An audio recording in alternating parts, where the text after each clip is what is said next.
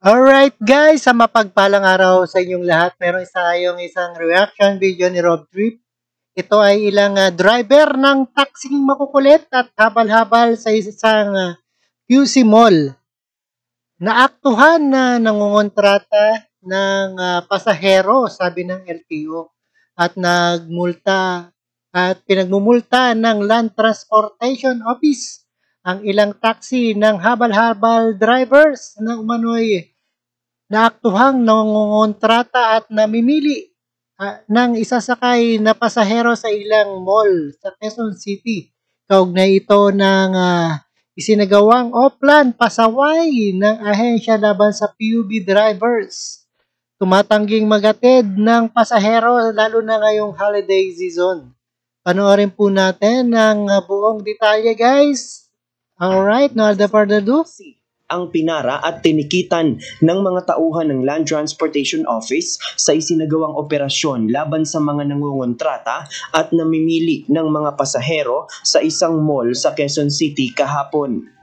Mayroon din silang nahuling habal-habal o mga nagmomotor na iligal na nag-aalok ng sakay sa mga commuter. Ayon kay LTO Chief Assistant Secretary Vigor Mendoza, nagpasya silang paigtingin ang offline pasaway ngayong holiday season, bunsod na rin ng mga natatanggap na reklamo mula sa mga pasahero.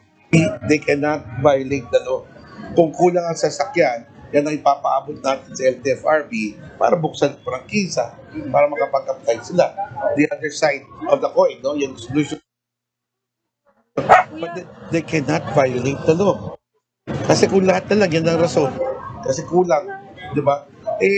Ano mangyayari sa atin? Di ba? Kawawa naman yung mga legitimong operator. Todo tanggi naman ang ilang nasitang driver. Hindi pa po siya sumasakay. Hindi pa po siya nakakatabi. At pag hindi pa rin ako nakakatabi, paano po siya sasakay? Hindi ko po siya tiyatan. Nay, lumulusot pa. Hindi naman po ako talaga Ganyan talaga.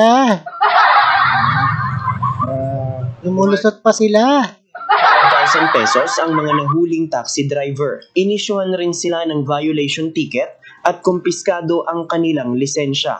Payo ng LTO sa mga pasahero na isumbong sa mga mall guards o kaya naman ay sa mga LTO personnel na nakadeploy sa mga mall ang mga pasaway na taxi driver.